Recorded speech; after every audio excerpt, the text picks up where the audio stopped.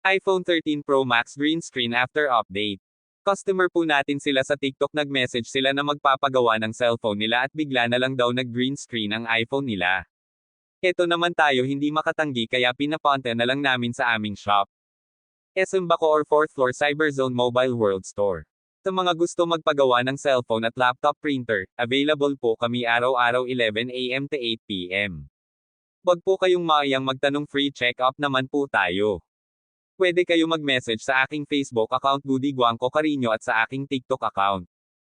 Ang pag-uusapan naman po natin ngayon ay tungkol sa pagpapalit ng LCD ng mga cellphone.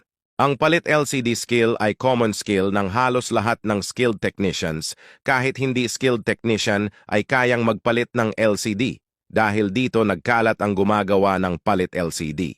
Lahat naman tayo ay gustong maserbisyuhan ng maayos, pero may mga pagkakataon na sa sobrang paghahanap natin ng mura ay mapapamura pala tayo sa huli.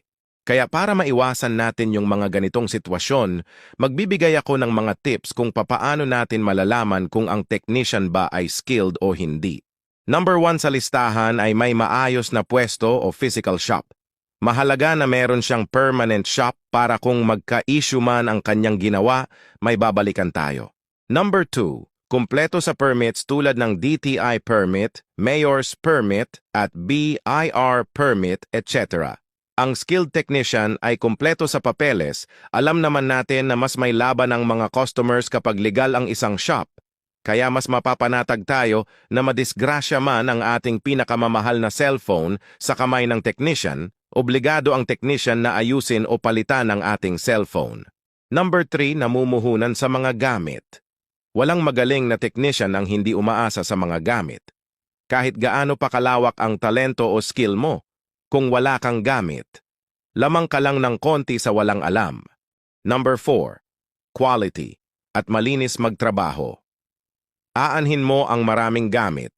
Kung dugyot naman sa trabaho, gawa ngayon balik bukas.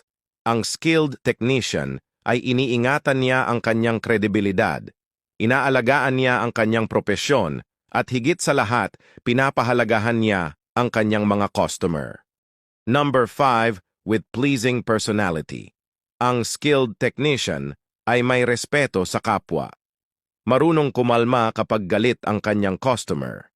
Hindi sa lahat ng pagkakataon customer is always right, pero alam ng skilled technician na ang customer ay dapat irespeto sa lahat ng pagkakataon. And that's what sets us apart from the rest. At number 6, a man of his words. Sa madaling salita, may isang salita, ang skilled technician ay inilalagay niya ang kanyang sarili sa sapatos ng kanyang customer. Naiintindihan at nararamdaman niya ang katayuan ng bawat kliyente niya. Alam ng skilled technician na ang oras ay mahalaga sa bawat isa. Kaya kapag may napag-usapan sila ng kanyang customer, ginagawa niya ang lahat ng kaya niya para magampanan ang usapang iyon. Kaya kung may technician na pinapabalik-balik ka sa iisang problema, malamang magician ang nakatapat mo. Sana po ay nakakuha kayo ng idea kung technician ba o magician ang kaharap ninyo. Hanggang sa muli po. Salamat!